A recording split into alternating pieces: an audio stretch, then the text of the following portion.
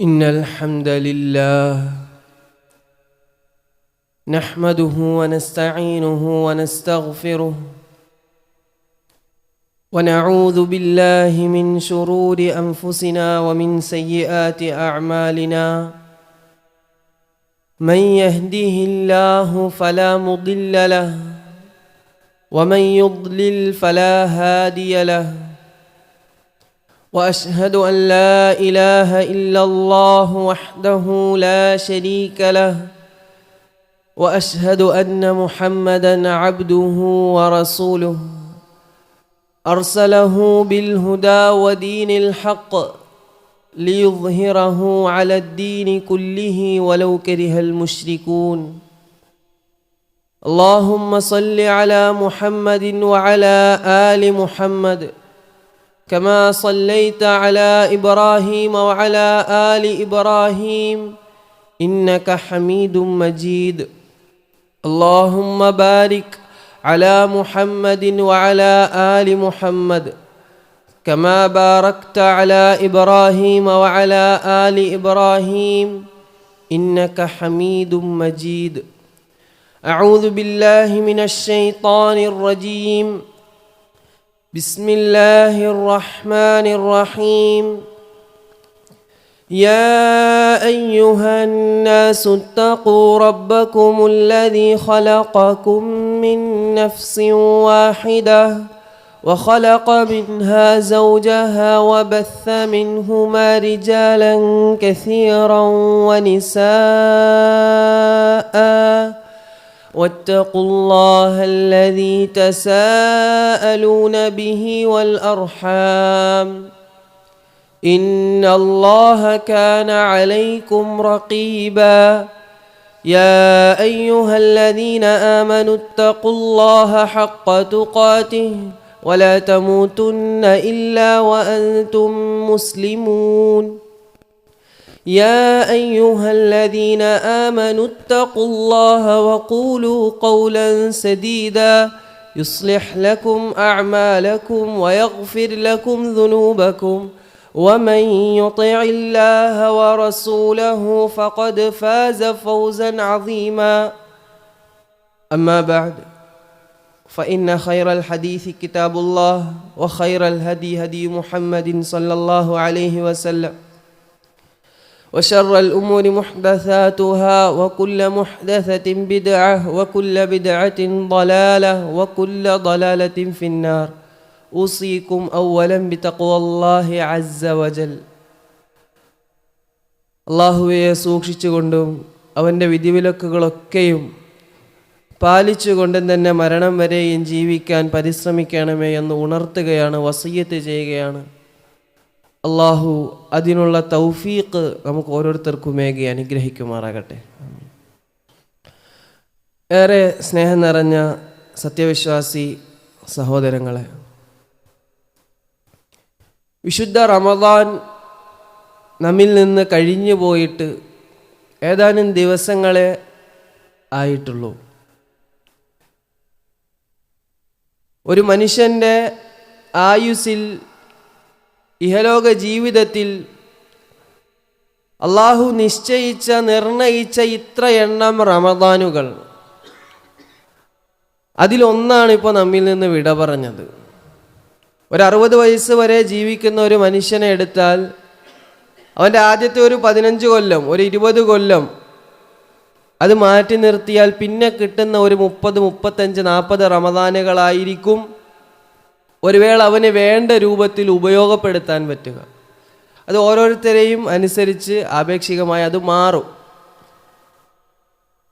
ഏതായാലും അത്ര എണ്ണം റമദാനുകൾ, അതിലേറെ ഒരു റമദാൻ നമുക്ക് കിട്ടില്ല. ഇപ്പോൾ നമ്മിൽ നിന്ന് കഴിഞ്ഞു പോയ ഈ റമദാൻ, ഈ കഴിഞ്ഞു പോയതിന് ഒരിക്കലും നമ്മിലേക്ക് തിരിച്ചു വരില്ല. ഇനി അള്ളാഹു വിധിച്ചിട്ടുണ്ടെങ്കിൽ നമുക്ക് ബാക്കിയുള്ള ഇത്ര റമദാനുകൾ, അതല്ല എങ്കിൽ ഒരു റമദാൻ നമ്മുടെ ജീവിതത്തിൽ ഇനി വരാനില്ല എങ്കിൽ അതിനു മുമ്പ് നാം അള്ളാഹുവിലേക്ക് യാത്രയാകും. ഞാനിത് എന്തിനാണ് പറഞ്ഞത് എന്ന് ചോദിച്ചാൽ, നമ്മുടെ ദുനിയാവിൻ്റെ അവസ്ഥ ഇതാണ്. നമ്മുടെ ഓരോ നിമിഷവും കഴിഞ്ഞു പോകുമ്പോൾ അള്ളാഹു നമുക്ക് നിശ്ചയിച്ച മരണത്തിൻ്റെ ആ സെക്കൻഡിലേക്കാണ് നമ്മൾ അടുത്തുകൊണ്ടിരിക്കുന്നത്. നമ്മുടെ ക്ലോക്കിൻ്റെ സെക്കൻഡ് സൂചി അതിൻ്റെ ഓരോ അനക്കവും ഇങ്ങനെ മാറി മാറി പോകുന്നത് നമ്മുടെ മരണത്തിലേക്കുള്ള യാത്രയാണ്. അടുത്തുകൊണ്ട് മരണത്തിലേക്ക് കൂടുതൽ കൂടുതൽ അടുക്കുകയാണ്. ഓരോ സെക്കൻഡ് സൂചിയും ഇങ്ങനെ മാറി മാറി പോകുമ്പോൾ മരണത്തിലേക്കുള്ള യാത്രയിലാണ്. യാത്ര അതിവേഗം അതിനടുത്ത് എത്തിക്കൊണ്ടിരിക്കുകയാണ്. നമുക്കറിയില്ല ആ നിമിഷം ഏതാണ്, എപ്പോഴാണ്, എങ്ങനെയാണ് നമ്മിലേക്ക് വരിക എന്ന്. അതിനു മുമ്പ് ആ നിമിഷത്തിലേക്ക് തയ്യാറായവരാണ് ബുദ്ധിമാന്മാർ. ഒരു റമദാൻ കഴിഞ്ഞ് അടുത്ത റമദാൻ വരെ അല്ലെങ്കിൽ നമ്മുടെ മരണം വരെ ഈ റമദാനിൽ നേടിയെടുത്ത ചൈതന്യം ഉൾക്കൊണ്ടുകൊണ്ട് ജീവിക്കേണ്ടവരാണ് സത്യവിശ്വാസികൾ. ഒരിക്കലും റമദാനിൽ മാത്രം അള്ളാഹുവിനെ തിരിച്ചറിഞ്ഞ ഹതഭാഗ്യവാന്മാരിൽ നമ്മൾ പെടാൻ പാടില്ല. റമദാനിൽ മാത്രം ജമാഅത്ത് നിസ്കാരങ്ങളെ ശ്രദ്ധിച്ച ആൾക്കാരിൽ നമ്മൾ പെടാൻ പാടില്ല. റമദാനിൽ മാത്രം പള്ളിയെ സജീവമാക്കിയവരുടെ കൂട്ടത്തിൽ നമ്മൾ പെടാൻ പാടില്ല. ബിഅ്സൽ ഖൗം ലാ യഅരിഫൂന അല്ലാഹ ഇല്ലാ ഫീ റമദാൻ. അള്ളാഹുവിനെ റമദാനിൽ മാത്രം തിരിച്ചറിഞ്ഞ ഒരു കൂട്ടരുടെ അവസ്ഥ എത്ര മോശമാണ്. അപ്പോൾ ആ കൂട്ടരിൽ നമ്മൾ അള്ളാഹു സുബ്ഹാനഹു വ തആല നമ്മോട് പറഞ്ഞത് നമ്മെ സൃഷ്ടിച്ചത് തന്നെ അള്ളാഹുവിനെ ഇബാദത്ത് ചെയ്യാൻ വേണ്ടിയാണ്. വമാ ഖലഖതുൽ ജിന്ന വൽ ഇൻസ ഇല്ലാ ലിയഅ്ബുദൂൻ. ജിന്നവർഗത്തെയും മനുഷ്യവർഗത്തെയും എന്നെ ഇബാദത്ത് ചെയ്യാൻ വേണ്ടി അല്ലാതെ ഞാൻ സൃഷ്ടിച്ചിട്ടില്ല. റമദാനിൽ മാത്രം ഇബാദത്ത് ചെയ്യാനല്ല, സാന്ദർഭികമായി ഉണർത്തി എന്ന് മാത്രം. അപ്പോൾ റമദാനിൽ നമ്മൾ നേടിയെടുത്ത ചൈതന്യം അത് ഉൾക്കൊണ്ടുകൊണ്ട് മരണം വരെ നമുക്ക് നീങ്ങാൻ പറ്റണം. അതിന് നിങ്ങൾക്ക് ഉപകരിക്കുന്ന സഹായകമാകുന്ന ഒരു ഇബാദത്താണ് ഇന്നത്തെ ഖുതുബ. മരണം വരെ നമുക്ക് ഉപകരിക്കുന്ന ഒരു ഇബാദത്താണ്. ഈ ഇബാദത്തിൽ ശ്രദ്ധ വരുത്താത്തത് കൊണ്ട് പലരുടെയും ജീവിതത്തിൽ ഒരുപാട് തിന്മകളുണ്ടായിട്ടുണ്ട്. ഈ ഇബാദത്തിൽ ശ്രദ്ധ വരുത്താത്തത് കൊണ്ട് പലരുടെയും ജീവിതത്തിൽ ഒരുപാട് പരീക്ഷണങ്ങളിൽ അവർ പരാജയപ്പെട്ട് അവരുടെ ഇഹലോകവും പരലോകവും നഷ്ടപ്പെട്ടിട്ടുണ്ട്. ഈ ഇബാദത്ത് ശ്രദ്ധിച്ചത് കാരണം പലരുടെയും ജീവിതത്തിൽ ഒരുപാട് നന്മകളുണ്ടായിട്ടുണ്ട്. നമ്മുടെ മുൻഗാമികളുടെ ജീവിതത്തിൽ പലരുടെയും പര വിജയത്തിന് കാരണമായത് ഈ ഒരു ഇബാദത്താണെന്ന് അറിയിച്ചു തരുന്ന ഒരുപാട് ചരിത്ര സംഭവങ്ങളുണ്ട്. എന്താണ് ആ ഇബാദത്ത്? അറബിയിൽ അതിൻ്റെ പേര് മുറാഖബ എന്നാണ്. അങ്ങനെ തന്നെ നിങ്ങളെ പഠിപ്പിക്കുകയാണ്. അറബിയിൽ ആ പേര് ഇബാദത്തിന് പറയുന്ന പേര് മുറാഖബ എന്നാണ്. എന്താണ് മുറാഖബ എന്ന് പറഞ്ഞാൽ, ആകാശത്തെയും ഭൂമിയെയും സൃഷ്ടിച്ച അള്ളാഹു ഒരു 100 വർഷത്തിന് മുമ്പ് നമ്മുടെ ഈ മുന്നിലുള്ള ഒരാളുമില്ല, ഇന്ന് നമ്മളുണ്ട്. അന്നില്ലാതിരുന്ന നമ്മളെ ഉണ്ടാക്കിയ അള്ളാഹു നമ്മുടെ ഓരോ നിമിഷവും നിരീക്ഷിച്ചു കൊണ്ടിരിക്കുന്നുണ്ട്. നമ്മുടെ സംസാരം അള്ളാഹു കേൾക്കുന്നുണ്ട്. നമ്മുടെ പ്രവൃത്തികൾ അള്ളാഹു കാണുന്നുണ്ട്. നമ്മുടെ ഹൃദയം കൊണ്ട് നമ്മൾ ചിന്തിക്കുന്ന ഓരോ ചിന്തകളും അള്ളാഹു രേഖപ്പെടുത്തി വയ്ക്കുന്നുണ്ട് എന്ന അറിവ് നമുക്കെല്ലാവർക്കും ഉണ്ട്. പക്ഷെ ആ അറിവ്, ആ ദൃഢബോധ്യം മനസ്സിലെപ്പോഴും കൊണ്ടു നടക്കുന്നവരാണോ എന്ന് നമ്മൾ ചോദിച്ചാൽ അതല്ല. ആ കൊണ്ട് നടക്കലാണ് ഈ ഇബാദത്ത്. ആ കൊണ്ട് നടക്കുന്ന ഇബാദത്തിന് പറയുന്ന പേരാണ് മുറാഖബ. അള്ളാഹു കാണുന്നുണ്ട്, അള്ളാഹു അറിയുന്നുണ്ട്, അള്ളാഹു കേൾക്കുന്നുണ്ട്. അള്ളാഹു കേട്ടതും അറിഞ്ഞതും രേഖപ്പെടുത്തി വെച്ചിട്ടുണ്ട്. ആ രേഖപ്പെടുത്തി വെച്ചത് നാളെ പരലോകത്ത് എന്നോട് ചോദ്യം ചെയ്യും എന്ന ബോധ്യം എപ്പോഴും ഹൃദയത്തിൽ അത് ഓർത്ത് ജീവിക്കൽ, അതാണ് മുറാഖബ. അത് ഹൃദയം കൊണ്ട് ചെയ്യേണ്ട ഇബാദത്താണ്. നമ്മുടെ നാവ് കൊണ്ട് ചെയ്യേണ്ട ഇബാദത്തുകൾ പരിചയിച്ചവരാണ് നമ്മൾ. ഖുർആൻ പാരായണം, ദിക്ർ, നന്മ പറയൽ, തിന്മ വിരോധിക്കൽ, നാവ് കൊണ്ട് നമ്മൾ ചെയ്യാൻ പറ്റുന്ന ഇബാദത്ത്. അവയവങ്ങൾ കൊണ്ട് ചെയ്യുന്ന കാലും കൈകളും കൊണ്ട് ചെയ്യുന്ന നിസ്കാരം, ഉംറയ്ക്ക് നമ്മൾ മുമ്പ് തവാഫ് ചെയ്യുന്നു, കാല് കൊണ്ട് ചെയ്യുന്ന മറ്റ് അവയവങ്ങൾ കൊണ്ട് ചെയ്യുന്ന ഇബാദത്തുകളൊക്കെ നമുക്ക് പരിചിതമാണ്. ഇത് ഹൃദയം കൊണ്ട് ചെയ്യേണ്ട ഒരു ഇബാദത്താണ്. ഹൃദയത്തിന് ഇബാദത്തുകളുണ്ട്. അവയവങ്ങൾക്ക് ഇബാദത്തുള്ളതുപോലെ, നാവിന് ഇബാദത്തുള്ളതുപോലെ ഹൃദയങ്ങൾക്ക് ഇബാദത്തുണ്ട്. പണ്ഡിതന്മാർ ആയിരക്കണക്കിന് പേജുകളാണ് ഹൃദയത്തിന് ഉള്ള ഇബാദത്തുകൾക്ക് വേണ്ടി സംസാരിച്ചത്. ഹൃദയം ജീവനുള്ള ഹൃദയമാവണം. അങ്ങനെ എല്ലാവരും ജീവിക്കണം, എല്ലാവരുടെയും ഹൃദയം ജീവനുള്ളതാണ്, അതല്ല. ആ ഹൃദയത്തിൻ്റെ സ്തംഭനം കൊണ്ട് ജീവനുള്ളതല്ല ഉദ്ദേശിച്ചത്, മറിച്ച് ഈമാൻ കൊണ്ട് ഹൃദയത്തിന് ജീവൻ വരും. ആ ഈമാനിൻ്റെ ഹൃദയം ഇല്ലാത്ത ഹൃദയത്തെ അല്ലാഹു സുബ്ഹാനഹു വ തആല വിശേഷിച്ചത് മരിച്ച ഹൃദയമെന്നാണ്. മരിച്ചവരാണ്. ഒരിങ്ങനെ ജീവിക്കുന്നുണ്ടാവും, നമ്മളോട് കഴിക്കുന്നുണ്ടാവും, നമ്മളോട് കളിക്കുന്നുണ്ടാവും, സംസാരിക്കുന്നുണ്ടാവും, പക്ഷെ മരിച്ചവരാണ്. അങ്ങനെ തന്നെ അള്ളാഹു വിശേഷിപ്പിച്ചത്. നമ്മൾ മരിച്ച ഹൃദയത്തിൻ്റെ ഉടമകളാവരും. നമ്മുടെ ഹൃദയം ജീവനുള്ളതാവണം. ജീവനുള്ള ഹൃദയത്തിൻ്റെ ഉടമകളാകണം നമ്മൾ. ഹൃദയത്തിന് കുറേ ഇബാദത്തുകളുണ്ട്. ആ ഇബാദത്തുകൾ കഴിയുന്നത് പോലെ നമ്മൾ ശ്രദ്ധിക്കണം. പ്രധാനപ്പെട്ട ഒരു ഇബാദത്താണ് നിയ്യത്ത്. നമ്മുടെ എല്ലാ അമലിനും വേണ്ട ഒന്നാണ് നിയ്യത്ത്. ആ നിയ്യത്ത് എന്തിൻ്റെ പ്രവർത്തനമാണ്? ഹൃദയത്തിൻ്റെ പ്രവർത്തനമാണ്. ഹൃദയം കൊണ്ടാണ്, നാവ് കൊണ്ടും അവയവങ്ങൾ കൊണ്ടും നമ്മൾ ചെയ്യുന്ന ഇബാദത്ത് നേരെ ആവാൻ ഹൃദയം കൊണ്ട് ചെയ്യണ ഇബാദത്ത് വേണം. അപ്പോൾ ഹൃദയത്തിന് കുറച്ച് നമ്മുടെ ഹൃദയം ജീവനുള്ളതാക്കി ഹൃദയത്തിന് കൊടുക്കേണ്ട ഇബാദത്തുകൾ കൊടുക്കണം.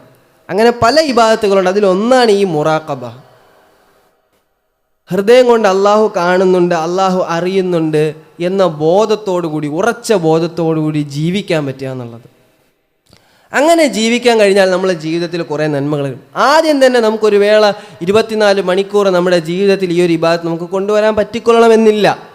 എന്നാൽ നമ്മുടെ നിസ്കാര സമയങ്ങളിൽ നമ്മൾ ഇബാദത്ത് എടുക്കാൻ വേണ്ടി മാറിയിരിക്കുമ്പോൾ ഒരു തിന്മ അതിലേക്ക് നമ്മൾ ചായാൻ സാധ്യത ഉണ്ടാകുമ്പോൾ, തിന്മകളിലേക്ക് നമ്മളെ മാടി വിളിക്കുമ്പോൾ, ആ സമയങ്ങളിലൊക്കെ നമ്മൾ ഈ ഇബാദത്ത് നമ്മൾ ഹൃദയം കൊണ്ട് നമ്മൾ ആ ഓർത്തെടുത്ത് കൊണ്ടുവരണം. പിന്നെ അത് ക്രമേണ ജീവിതത്തിൽ ഉടനീളം മുറാഖബത്തോടു കൂടി നമുക്ക് ജീവിക്കാൻ പറ്റും. അത് പരിശ്രമമാണ്. ഒരു വേള നമ്മൾ ചിന്തിക്കും അതെങ്ങനെയാണ് ആ ചിന്തയോടുകൂടി നമ്മൾ ബാക്കി കാര്യങ്ങൾ ചെയ്യുക എന്ന്. അത് നമ്മൾ അതിൻ്റെ ഏറ്റവും താഴെ തട്ടിൽ നിൽക്കുന്നത് കൊണ്ടാണ്. നമ്മൾ പരിശ്രമിച്ച് അള്ളാഹുവിനെ കുറിച്ചുള്ള ഇൽമ അധികരിപ്പിച്ചാൽ അത് അല്ലാഹു സുബ്ഹാനഹു വ തആല നമുക്ക് എളുപ്പമാക്കി തരും. അള്ളാഹുവിൻ്റെ നാമങ്ങളിൽ ഒരു നാമമാണ് റഖീബ് എന്നുള്ളത്. റഖീബ് എല്ലാ ഖുത്ബയിലും തുടക്കത്തിൽ ഓതാൻ റസൂലുള്ളാഹി സ്വല്ലല്ലാഹു അലൈഹി വസല്ലം പഠിപ്പിച്ച ഖുത്ബത്തുൽ ഹാജയിലെ 3 ആയത്തുകളിൽ ഒന്നാണ് സൂറത്തുൻ നിസായിൽ ആദ്യത്തെ ആയത്ത്. ആ ആയത്തിൻ്റെ അവസാനത്തിൽ ഉള്ള വാചകമാണ് ഇന്നല്ലാഹ കാന അലൈക്കും റഖീബ. അള്ളാഹു നിങ്ങളെ തൊട്ട് റഖീബാണ്. എല്ലാ ഖുത്ബയിലും റസൂലുള്ളാഹി സ്വല്ലല്ലാഹു അലൈഹി വസല്ലം സുന്നത്താക്കിയതാണ്. എന്തിനാ? ആ പറയുന്നതിൻ്റെ ഇമ്പം കൊണ്ടല്ല അള്ളാഹു അവിടെ സുന്നത്താക്കിയത്, അതിൻ്റെ വലിയ ആശയത്തെ അറിയിക്കാനാണ്, നമ്മളെ ജീവിതത്തിൽ അത് ഉണ്ടാക്കാനാണ്.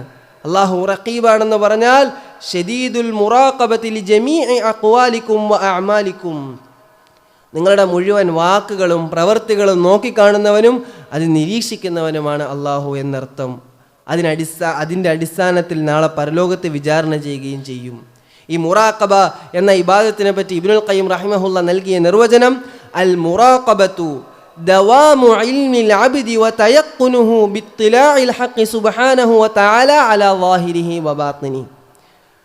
ദവാമു ഇൽമിൽ അബ്ദി, അടിമയുടെ അറിവിനെ സ്ഥിരമായിട്ട് കൊണ്ടുപോകലാണ്. അറിവുണ്ടാവലല്ല, അറിവ് എല്ലാവരുടെ അടുത്തുണ്ട്, പക്ഷെ ആ അറിവിനെ ദവാം, അത് സ്ഥിരപ്പെടുത്തി അങ്ങനെ കൊണ്ടുപോകലാണ്. വ തയഖ്ഖുനുഹു, അതിൽ യഖീനാവലാണ്. എന്ത്? ബിത്തിലാഇൽ ഹഖ് അലാ ളാഹിരിഹി വ ബാത്തിനി, നമ്മുടെ പ്രത്യക്ഷവും പരോക്ഷവുമായ കാര്യങ്ങൾ അള്ളാഹു നിരീക്ഷിച്ചു കൊണ്ടിരിക്കുന്നുണ്ടെന്നുള്ള അറിവിനെ, ആ ദൃഢബോധ്യത്തെ എപ്പോഴും ഓർത്തുകൊണ്ട് നടക്കലാണ് മുറാഖബത്ത് എന്ന ഇബാദത്ത്. ഇമാം അഹ്മദ് ബിൻ ഹംബൽ റഹിമഹുള്ളയുടെ അടുക്കൽ ഒരു സാഹിത്യകാരൻ വരുന്നുണ്ട്. ഇമാം അഹ്മദ് ബിൻ ഹംബൽ റഹിമഹുള്ള അദ്ദേഹത്തോട് ചോദിക്കുന്നുണ്ട്, താങ്കൾ ആരാണ്? അദ്ദേഹം പറഞ്ഞു, ഞാനൊരു സാഹിത്യകാരനാണ്, എനിക്ക് കവിതയൊക്കെ അറിയാം. അപ്പോൾ ഇമാം പറയുന്നുണ്ട്, എന്നാലൊരു കവിത ചൊല്ല്. അപ്പോൾ അദ്ദേഹം ചൊല്ലിക്കൊടുക്കുന്ന 2 വരി കവിതകളുണ്ട്. ഇദാ മാ ഖലൗത ദഹ്റ യൗമൻ ഫലാ തഖുൽ ഖലൗതു വലാകിൻ ഖുൽ അലയ്യ റഖീബു. എന്താ പറഞ്ഞത്? ഇദാ മാ ഖലൗത ദഹ്റ യൗമൻ, നീ എന്നെങ്കിലും നീ ഒറ്റയ്ക്കായാൽ, നീ മാത്രമായി ഒഴിഞ്ഞിരുന്നാൽ, ഫലാ തഖുൽ, നീ പറയരുത് ഖലൗതു, ഞാൻ ഒറ്റയ്ക്കായി, ഞാൻ ഒഴിഞ്ഞിരുന്നു എന്ന്. വലാകിൻ, പക്ഷെ നീ പറയണം ഖുൽ അലയ്യ റഖീബു, എൻ്റെ മേൽ ഒരു നിരീക്ഷകനുണ്ട് എന്ന് നീ പറയണം. വലാ തഹ്സബന്ന അല്ലാഹ യഗ്ഫുലു സഅതൻ വലാ അന്നമാ തുഖ്ഫാ അലൈഹി യഗീബു. അള്ളാഹു നിന്റെ മേൽ ഒരു നിമിഷമെങ്കിലും നിന്നെ നിരീക്ഷിക്കുന്നതിനെ തൊട്ട് അള്ളാഹു അശ്രദ്ധനാണ് എന്ന് നീ വിചാരിക്കരുതേ.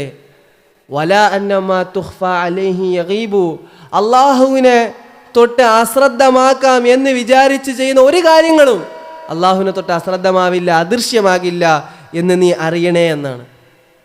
എഴുത്തിലായിരുന്ന ഇമാം അഹ്മദ് ബിൻ ഹംബൽ റഹിമഹുല്ലാ ഈ കവിത കേട്ട് എഴുത്തുകോൽ അടച്ച് പുസ്തകം അടച്ച് വെച്ച് റൂമിലേക്ക് പോയി കഥകടച്ചിരുന്ന് കരയുകയാണ് എന്നാണ് ചരിത്രത്തിൻ്റെ ബാക്കി. ഉമർ റളിയല്ലാഹു അൻഹുവിൻ്റെ സംഭവം നമുക്കൊക്കെ സുപരിചിതമാണ്. പാൽക്കാരി പെണ്ണ് മകളോട് പാലിൽ വെള്ളം ചേർക്കാൻ പറയുകയാണ്. ഫജറിൻ്റെ സമയത്താണ് പറയുന്നത്. ഉമർ കാണില്ലല്ലോ, ഉമ്മാക്ക് പേടി ഉമറിനെയാണ്. മകള് പറയുകയാണ് ഫഅൈന റബ്ബു ഉമർ, ഉമർ കാണില്ല, ശരിയാണ്, എന്നാൽ ഉമറിൻ്റെ റബ്ബോ, ഉമറിൻ്റെ റബ്ബ് കാണുമ്പോൾ ഉമറിൻ്റെ റബ്ബ് നാളെ പരലോകത്ത് ഇത് ചോദ്യം ചെയ്യുമ്പോൾ എന്തു പറയും ഉമ്മ? ഉമർ കേൾക്കില്ല എന്നാണ് വിചാരിച്ചത്. പക്ഷേ ഉമർ പുറത്തുണ്ടായിരുന്നു. ഉമർ ആ വാക്ക് ഉമർ അള്ളാഹു അത് കേട്ടിട്ടുണ്ടായിരുന്നു. ആ സ്ത്രീയെ അനുമോദിച്ചു. പിന്നെ ഉമർ അള്ളാഹുവിൻ്റെ മകനെ ആ മകൾക്ക് കെട്ടിച്ചു കൊടുത്ത് പിന്നെ ആ സന്താന പരമ്പരയിലാണ് ഉമർ ബിൻ അബ്ദുൽ അസീസ് വരുന്നത്. ഉമർ അള്ളാഹിൻ്റെ തന്നെ കാലത്തുള്ള മറ്റൊരു സംഭവം, ഉമർ അള്ളാഹു ഭരണാധികാരിയായിരിക്കുമ്പോൾ മദീനയിൽ നിന്ന് മക്കയിലേക്ക് യാത്ര പോവുകയാണ്. അങ്ങനെ അതിനിടയിൽ വിശ്രമിക്കാൻ വേണ്ടി ഒരു സ്ഥലത്ത് ഇറങ്ങുമ്പോൾ അവിടെ പർവ്വതത്തിൻ്റെ ഭാഗത്ത് നിന്ന് ഒരു ഇടയൻ ആട്ടിൻപറ്റങ്ങളുമായി ഇറങ്ങി വരുന്നുണ്ട്. ഉമർ അള്ളാഹു ചോദിക്കുന്നുണ്ട് ആ ആട്ടിടയനോട്, ഇതിൽ നിന്നൊരു ആടിനെ തരുമെന്ന്. ഒരുപാട് ആളുണ്ടല്ലോ, ഒരാടിനെ തരുമെന്ന്. അപ്പോൾ ആ ആട്ടിടയൻ പറയണേ ഇന്നീ മംലൂക്കുൻ, ഞാൻ അടിമയാണ്, ഞാനിതിൻ്റെ ഉടമയല്ല. അപ്പോൾ ഉമർ അള്ളാഹു പറയുകയാണ് നീ വിറ്റതാണെന്ന് പറഞ്ഞു കളയുക, ഒരാടിനെ നീ വിറ്റതാണെന്ന് യജമാനനോട് പറഞ്ഞു കളയുക എന്ന് പറയുമ്പോൾ അദ്ദേഹം ചോദിക്കുകയാണ്, അല്ല ചെന്നായ തിന്നു എന്ന് നീ പറയ്. നിന്റെ യജമാനനോട് ഒരാടിനെ എവിടെ പോയി എന്ന് ചോദിച്ചാൽ ചെന്നായ തിന്നു എന്ന് പറയും. അപ്പോൾ ആ ആട്ടിടയൻ പറയുന്നുണ്ട് ഫഅൈനല്ലാഹ്, അപ്പോൾ അള്ളാഹുവോ? എൻ്റെ യജമാനനോട് എനിക്ക് പറയാം ഈ ആടിനെ ചെന്നായാണ് തന്നത്, അള്ളാഹുവിനോട് എന്ത് പറയും? ഒരിക്കലും ഉമർ അള്ളാഹു കള്ളം പറയാൻ വേണ്ടിയോ അതല്ല എങ്കിൽ ആ ഒരു ആടിനെ കിട്ടാൻ വേണ്ടിയോ പറഞ്ഞതല്ല. മറിച്ച് ഉമർ അള്ളാഹു ഭരണാധികാരിയാണ്. പ്രജകളുടെ അമാനത്തും സൂക്ഷ്മതയും പരീക്ഷിക്കുന്നതിൻ്റെ ഭാഗമായി ചോദിച്ചതാണ്. ഉമർ അള്ളാഹു അത് കേട്ട് കരയുകയും പിന്നെ ആ അടിമയെ മോചിപ്പിക്കുകയും ആ അടിമയോട് ഉമർ അള്ളാഹു പറയുന്ന ഒരു വാചകമുണ്ട്, നിന്നെ ദുനിയാവിൽ മോചിപ്പിച്ചത് ഈ കെലിമയാണ്. ഫൈനല്ലാന്ന് നീ ചോദിച്ചല്ലോ, ആ നിന്റെ ചോദ്യമാണ് നിന്നെ ദുനിയാവിൽ മോചിപ്പിച്ചത്. ഫഅർജു അൻ തൂതിഖക ഫിൽ ആഖിറ, നാളെ പരലോകത്തും ഈ കെലിമ നിന്നെ മോചിപ്പിക്കും എന്ന് ഞാൻ പ്രതീക്ഷിക്കുന്നു. സഹോദരങ്ങളെ, അള്ളാഹു കാണുന്നുണ്ട്, അള്ളാഹു അറിയുന്നുണ്ട്, അള്ളാഹു കേൾക്കുന്നുണ്ട് എന്ന ബോധം, ആ അറിവുള്ളവരാണ്. പക്ഷെ അത് വലുതാക്കണം. ആ ബോധത്തെ വലുതാക്കി നമ്മുടെ പ്രവർത്തനങ്ങൾ, നമ്മുടെ സംസാരങ്ങൾ, നമ്മുടെ ചിന്തകൾ, നമ്മുടെ ഇടപെടലുകൾ അതങ്ങനെ ആവണം. അത് ഒറ്റയടിക്ക് സ്വിച്ചിട്ട പോലെ ആയിക്കൊള്ളണമെന്നില്ല. അതിങ്ങനെ ഈമാൻ വർദ്ധിപ്പിച്ച്, ഈമാൻ എന്ന് പറഞ്ഞാൽ അത് ഒരൊറ്റ ഒന്നായി കട്ടയായി നിൽക്കുന്ന ഒന്നല്ല, അത് ഏറി കുറയുകയും കൂടുകയും ചെയ്യുന്ന ഒന്നാണ്. സ്വാഭാവികമാണ്. പക്ഷെ അത് കുറയുന്നതിനെ നിസ്സാരവൽക്കരിച്ചാൽ, ഈമാന് കുറയുന്നതിനെ, നന്മയിൽ നിന്നും അകന്നു പോകുന്നതിനെ നിസ്സാരവൽക്കരിക്കുന്നിടത്താണ് ഗൗരവം, അവിടെയാണ് അപകടം. അള്ളാഹു കാണുന്നുണ്ടെന്നുള്ള ബോധം കൂട്ടത്തിലായിരുന്നാലും ഒറ്റയ്ക്കിരുന്നാലും ഒരുപോലെ നമുക്ക് വേണം. 10 പേരുടെ മുമ്പിൽ നമ്മൾ നിസ്കരിക്കുമ്പോഴും നമ്മൾ ഒറ്റയ്ക്ക് നിസ്കരിക്കുമ്പോഴും അള്ളാഹുവിൻ്റെ മുമ്പിലാണ്. അള്ളാഹു ഇത് കാണുന്നുണ്ടെന്നുള്ള ബോധം ഒരുപോലെ നമുക്ക് വേണം. ഒറ്റയ്ക്കാകുമ്പോൾ ഹറാമുകളിൽ മുഴുകുന്നവരാവരുത് നമ്മൾ. പലപ്പോഴും ചില തെറ്റുകൾ ചെറിയ കുട്ടികൾ കാണുമ്പോൾ നമ്മൾ ചെയ്യുന്നതിനെ ഭയക്കും.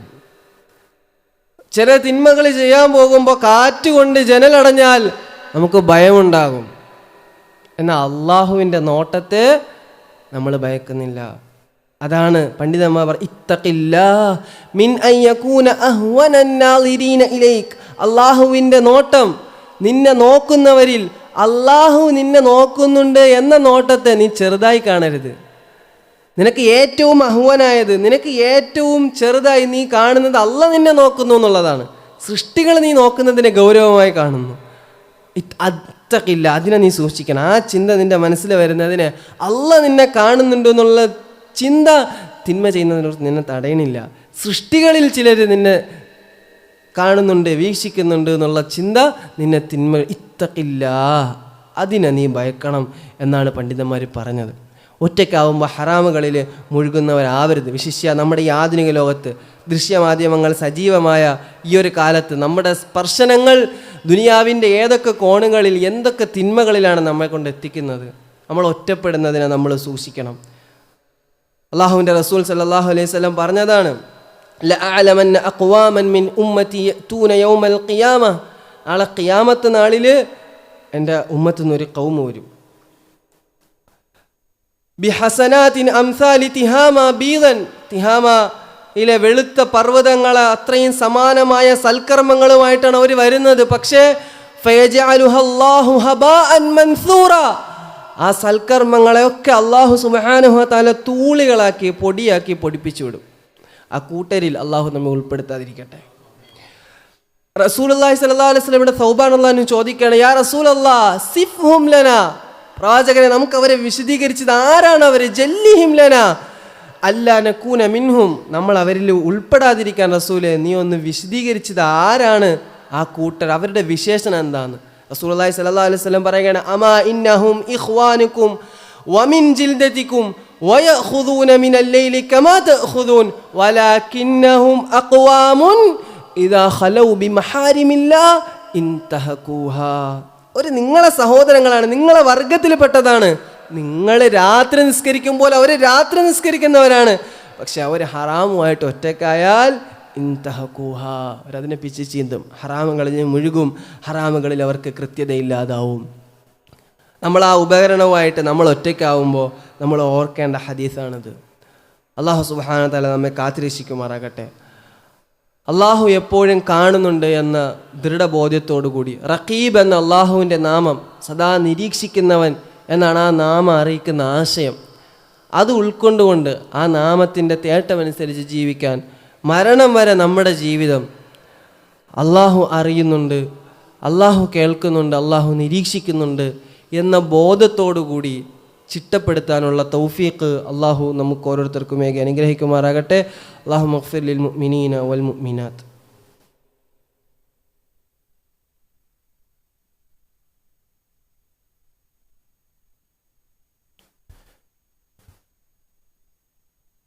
ഇന്നൽ ഹംദലില്ലാഹ് വസ്സലാത്തു വസ്സലാമു അലാ റസൂലില്ലാഹ് വഅലാ ആലിഹി വസഹ്ബിഹി അജ്മഈൻ.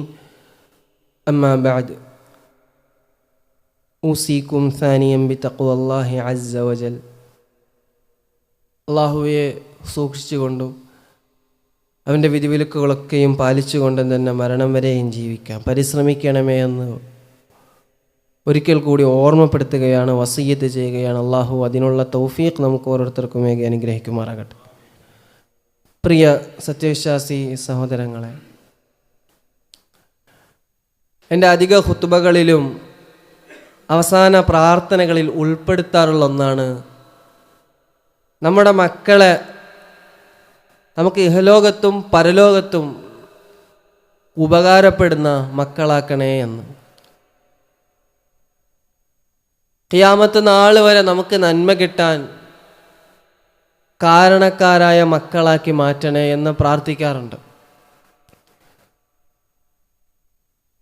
പലപ്പോഴും രക്ഷിതാക്കളുടെ ആ വിഷയത്തിലുള്ള വലിയൊരു അശ്രദ്ധയാണ് ആ ഒരു പ്രാർത്ഥനയ്ക്കും ചിന്തയ്ക്കും കാരണമായത്. മക്കളെന്ന് പറഞ്ഞാൽ നമ്മൾ ജനിക്കുന്നതിന് മുമ്പേ തന്നെ 1 വർഷം അല്ലെങ്കിൽ ഒരു 9 മാസം മുമ്പേ മാതാവ് അതിൻ്റെ പ്രയാസം അനുഭവിച്ചു തുടങ്ങും. പിന്നെ ജനിച്ചു കഴിഞ്ഞാൽ 1, 2, 3 വയസ്സ് വരെ വേറെ കുറേ പ്രയാസങ്ങൾ. പിന്നെ അവനൊരു നിലയ്ക്ക് എത്തുന്നത് വരെ നമ്മുടെ സമ്പത്ത്, നമ്മുടെ രാത്രി ഉറക്ക്, നമ്മുടെ ചിന്ത, നമ്മുടെ കൽബിൽ നിന്ന് നല്ലൊരു ഭാഗം നമ്മുടെ മക്കൾക്ക് വേണ്ടി നമ്മൾ ചിലവഴിക്കും. ഈമാൻ ഇല്ലാത്ത പലരെയും പരിശോധിച്ച് അവരുടെയൊക്കെ ജീവിതം തന്നെ മക്കൾക്ക് വേണ്ടിയിട്ടാണ്. അങ്ങനെയൊക്കെ നമ്മൾ കഷ്ടപ്പെട്ട് വളർത്തി വലുതാക്കിയ മകൻ, മകൾ, നാളെ നമുക്ക് പരലോകത്ത് പ്രതികൂലമായി വരിക എന്ന് പറഞ്ഞാൽ, ദുനിയാവിലെ വിഷയം പോട്ടെ, ദുനിയാവിലെ വിഷയമാണ് ഇവിടെ ആൾക്കാർക്ക് ഏറ്റവും വലിയ വിഷയം. ദുനിയാവിൽ എൻ്റെ മോൻ ഇത്രയും വലുതാക്കിയിട്ട് ഓൻ അവസാനം എങ്ങനെ ആയല്ലോ, അത് വേറെ, അത് ഇന്നല്ലെങ്കിൽ നാളെ നമ്മൾ കഴിഞ്ഞു പോകും ദുനിയാവിൽ. പക്ഷെ ആഖിറത്തിലെത്തുമ്പോൾ ആ മകൻ ആ മകൾ നമുക്കെതിരെ തിരിയുക എന്ന് പറഞ്ഞാൽ, ആ നരകത്തീയിൽ നിന്ന് നമ്മൾ രക്ഷപ്പെടാൻ നമ്മുടെ മക്കൾ കാരണമായില്ല, നമ്മൾ ആ ശിക്ഷയിൽ അകപ്പെടാനാണ് നമ്മൾ ഇത്രയും കഷ്ടപ്പെട്ട് വലുതാക്കിയ മക്കൾ നാളെ കാരണമാകുന്നതെങ്കിൽ അതിൽ പരം എത്ര വലിയ നഷ്ടമാണ് നമുക്കിനി വരാനിരിക്കുന്നത്. മക്കളെ വിഷയത്തിലെ രക്ഷിതാക്കളെ അശ്രദ്ധ വളരെ വലിയ ഗൗരവമാണ്. മക്കൾ നമുക്ക് നാളെ അനുകൂലമാവണം. ഇഹലോകത്ത് അനുകൂലമാവും, പരലോകത്ത് അനുകൂലമായാലും. ഇഹലോകത്തെക്കാൾ ഗൗരവം കൊടുത്ത് ഞാൻ സംസാരിക്കുന്നത് നാളെ പരലോകത്ത് നമ്മുടെ മക്കളെതിരാവുന്ന വിഷയമാണ്. നിസ്സാരവൽക്കരിക്കേണ്ട വിഷയമല്ല. ഒരു ചെവി കൊണ്ട് കേട്ട് മറ്റേ ചെവി കൊണ്ട് കളയേണ്ട വിഷയമല്ല. അങ്ങനെ കളഞ്ഞാൽ അതിൻ്റെ ഖേദം നാളെ പരലോകത്താണ്. നമ്മൾ എടുക്കേണ്ട പണികൾ മരിക്കുന്നതിന് മുമ്പ് നമ്മുടെ വിഷയത്തിൽ, നമ്മുടെ മക്കളുടെ വിഷയത്തിൽ നമ്മൾ എടുത്തിട്ടില്ല എങ്കിൽ അതിന് തീരാത്ത ഖേദം നമ്മൾ അനുഭവിക്കേണ്ടി വരും.